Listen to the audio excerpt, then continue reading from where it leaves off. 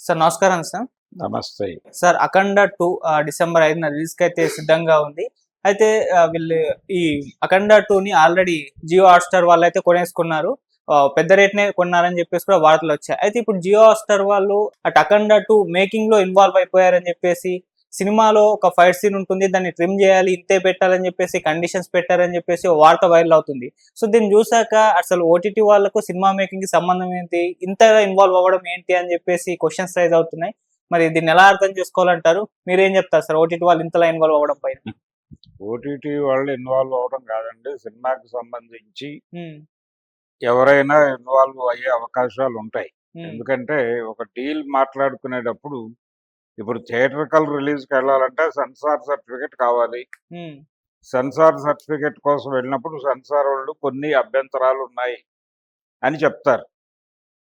చెప్పినప్పుడు అక్కడ వాటికి ఆమోదించి, హ్మ్. కత్తిరించి, వారికి తిరిగి చూపించి, వారు ఓకే అని సంతకాలు పెట్టిన తర్వాతే సెన్సార్ సర్టిఫికేట్ వచ్చాకే థియేటర్‌లో రిలీజ్ అవుతుంది. అవును. లేదంటే సినిమాని వారింట్లో వారేసుకొని చూడటమే. హ్మ్. ఇది ప్రోగ్రామ్. అంటే మీరు ఓటీటీకి అమ్మినా, శాటిలైట్‌కి అమ్మినా, దేనికి అమ్మినా ఈవెన్ శాటిలైట్‌కి కూడా ఈ నిబంధనలుంటాయి. హ్మ్. వాళ్ళు ముందే ఒక అగ్రీమెంట్ ఇస్తారు. ఆ అగ్రీమెంట్‌లో ఈ రకమైనటువంటి కంటెంట్ ఉంటే దాన్ని కొంత పరిహరించాల్సుంటుంది. దానికి మీకు ఇబ్బంది లేదంటేనే మా కాంట్రాక్ట్‌లోకి ఎంటర్ అవ్వండి అని చాలా క్లియర్‌గా చెప్తారండి. చెప్పిన తర్వాతే డీల్ మొదలవుతుంది. మొదలైన తర్వాత వాళ్ళు ఒకసారి సినిమాని చూసి, దానిలో ఉన్నటువంటి కంటెంట్‌లో వాళ్ళకేదైనా అభ్యంతరాలుంటే, అది చెప్పుకుని, వాళ్ళు దాన్ని ట్రిమ్ కావాలంటే ట్రిమ్ చేసుకోవచ్చు. ఎలా కావాలంటే అలా ఆల్టర్ చేసుకోవటానికి వాళ్ళకి అధికారం ఉండి తీరుతుంది. వద్దు అనుకుంటే డీల్ క్యాన్సిల్ చేసుకొని పక్కకెళ్ళిపోవటమే. హ్మ్. ఎంచేతంటే వాళ్ళ ప్లాట్‌ఫార్ము, వాళ్ళ ఆడియన్స్‌కి వాళ్ళేం చూపించాలో వాళ్ళకొక క్లారిటీ ఉంటుంది. దాన్ని క్వెషన్ చేయటానికి ఎవరికీ రైట్స్ లేవు. అలాగే శాటిలైట్‌కి అమ్మేటప్పుడు కూడా శాటిలైట్ ఆడియన్స్‌కి ఉండేటువంటి టేస్ట్‌లు అది ఎక్కడ చూస్తారు? కామన్ ఏరియాలో చూసేటువంటి ప్లాట్‌ఫార్మ్ అది. అంటే డ్రాయింగ్ రూమ్‌లో చూసేటువంటి కంటెంట్ అవుతుంది శాటిలైట్ అయినప్పుడు. కాబట్టి శాటిలైట్ అనేసరికి ఇంకొంచెం ఎక్కువ నిబంధనలే ఉంటాయి. ఓటీటీకొచ్చేసరికి ఏ రకమైన నిబంధనలు అక్కర్లేదు అనేది ఇప్పటివరకు మనకున్నటువంటి అజంప్షన్. ఎందుకంటే డైలాగుల్లో విస్తారంగా బూతులు వాడుతున్నా వాళ్ళు అలౌ చేస్తున్నారు. నడిచిపోతోంది. సెన్సారింగ్ అనేది ఓటీటీలకి సంబంధం లేని వ్యవహారం.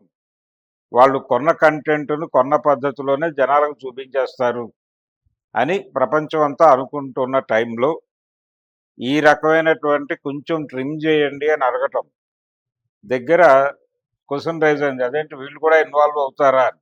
హ్మ్. ఇన్వాల్వ్ అవ్వటానికి అవకాశం ఉంది. ఆళ్ళకి రైట్ ఉంటుంది. కొనే సరుకుని ఎలా కావాలో అలా కొనుక్కునే హక్కు ఉంది ఆళ్ళకి. హ్మ్. కాకపోతే అన్ని సందర్భాల్లోనూ అది జరగకపోవచ్చు.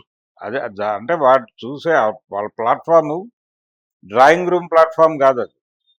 అది ఎవరికి వాళ్ళు వాళ్ళ ఫోనుల్లోనూ వారికి సంబంధించిన బెడ్‌రూముల్లోనూ చూసుకునేటువంటి కంటెంటే. అది ఎక్కడైనా కనెక్ట్ చేసుకొని చూసేటువంటి యాప్ నడిచేటువంటి కంటెంట్ కాబట్టి పర్సనలైజ్డ్‌గానే నడుస్తుంది కాబట్టి పెద్దగా సెన్సార్‌తో పని లేదు.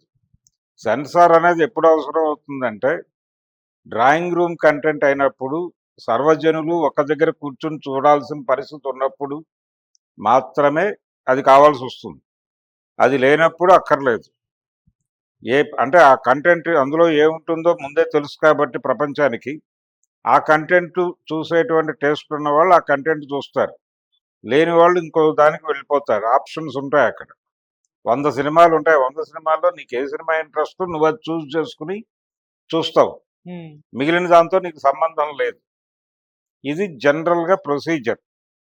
కాకపోతే ఇప్పుడు వాళ్ళు ట్రిమ్ చేయమని అడగటం ఎందుకు అంటే, మేబీ ఇది కూడా వాళ్ళ అధికారిక ప్రకటన ఏం కాదు గానీ, హ్మ్.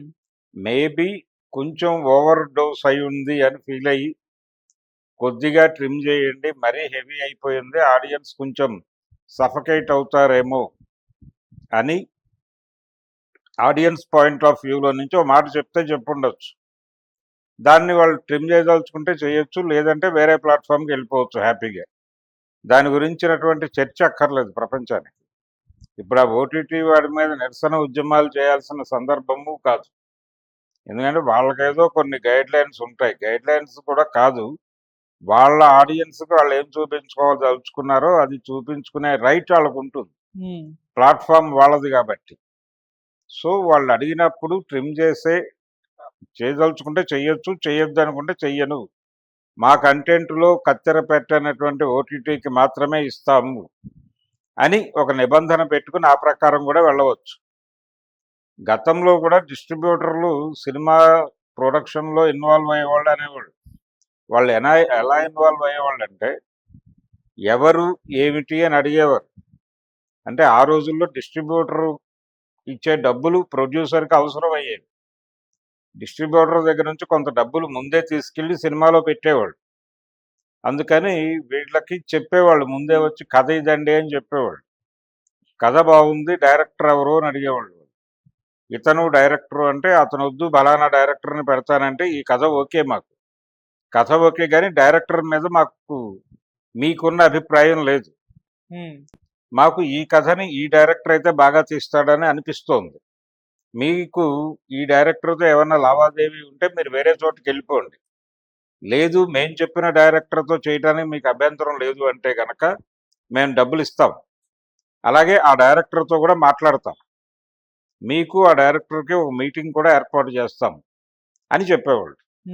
ఆ ప్రొడ్యూసర్కి ఇష్టమైతే కంటిన్యూ అయ్యేవాడు, లేదు అంటే కనుక అక్కర్లేదండి నేను మా డైరెక్టర్తోనే చేసుకుంటాను, వేరే ఆఫీస్ చూసుకుంటానని వెళ్ళిపోయి ఇంకో డిస్ట్రిబ్యూటర్ దగ్గర కూర్చునేవాడు. అలా ప్రతి సందర్భంలోనూ ఎవడైతే డబ్బులు పెడతాడో వాడు ఎక్కడో చోట ఇన్వాల్వ్ అవుతాడు. పూర్తిగా ఇన్వాల్వ్ చేయాలా వద్దా అనేది ఆ జడ్జిమెంట్ వాళ్ళదే, ప్రొడ్యూసర్ది, డైరెక్టర్ది, మిగిలిన వాళ్ళకి సంబంధం లేదు. ఇన్వాల్వ్ అవటం అనేది తప్పు అనే పద్ధతి కూడదు. ఎందుకంటే వాళ్ళు డబ్బులు పెడుతున్నారు, వాళ్ళు ఒక ఆడియన్ బేస్ తయారు చేసుకుని ఉంటారు, వాళ్ళని హర్ట్ చేయటం వాళ్ళకి ఇష్టం ఉండదు. వీళ్ళ కోసం, వీళ్ళకంటే వాళ్ళు ప్రధానం, వాళ్ళు వీళ్ళ దగ్గర ఉన్నారు కాబట్టి అక్కడికి వెళ్తున్నారు, లేదంటే ఇంకో చోటుకి వెళ్ళిపోవచ్చు. హాట్స్టార్తో జరిగినట్టుంది డీల్ ఇది. హాట్స్టార్ పైగా అన్ని లాంగ్వేజెస్లోనూ నడుస్తుంది అక్కడ, అవును, ఆల్ లాంగ్వేజెస్లో డీల్ అది. అందుకని కొంచెం ట్రిమ్ చేయండి, సర్వ భాషల ఆడియన్స్ని పట్టుకోవాలి కాబట్టి కొంచెం ట్రిమ్, అది కూడా 5 నిమిషాలు వాళ్ళు అడిగింది. 25 నిమిషాల ఎపిసోడ్లో 5 నిమిషాలు ట్రిమ్ చేయమన్నారు, అది పెద్ద ఇష్యూ కాదు, అది చేసేస్తే ఇస్తారు, దాని గురించి ఆందోళన పడాల్సిన అవసరం లేదు. ఇప్పుడు ఒకవైపు సెన్సార్ ఉండాలా వద్దా అనే చర్చ జరుగుతోంది, ఎందుకంటే కామన్ ప్లాట్ఫామ్ అనేది లేదు, ఇప్పుడు కామన్ ఆడియన్ అనేవాడే లేడు కాబట్టి కామన్ ఏరియా ఆడియన్స్కి నిష్క్రమించేసింది, సినిమా థియేటర్ అనేది దాదాపుగా మాయమైపోయింది, అలాగే డ్రాయింగ్ రూమ్ కల్చర్ పోయింది మనకి. కాబట్టి ఇప్పుడు పాకెట్ ఎంటర్టైన్మెంట్ కాన్సెప్ట్ వచ్చింది కాబట్టి సెన్సార్ వాళ్ళతో పని లేదు అనేటువంటి అభిప్రాయం కూడా వ్యక్తం అవుతోంది. మేబీ భవిష్యత్తులో ఈ తరహా private platforms content, individual platforms content పెరిగే క్రమంలో సెన్సార్ బోర్డును కూడా రద్దు చేసే ఛాన్సెస్ ఉంటాయి. ఆ ప్రెజర్ గవర్నమెంట్ మీద ఒకసారి తీసుకొస్తే వాళ్ళు, మనం కోరితే కాదు, ఎవరైతే కార్పొరేట్ సంస్థలు ఉన్నారో వాళ్ళు కోరినప్పుడు మాత్రమే ఈ దేశంలో మార్పులు జరుగుతాయి. అలా వాళ్ళు కోరితే సెన్సార్ని తీసేయడానికి ప్రభుత్వం పెద్దగా సంకోచిస్తుందని నేనైతే అనుకోవడం లేదు. Thank you so much. Thank you.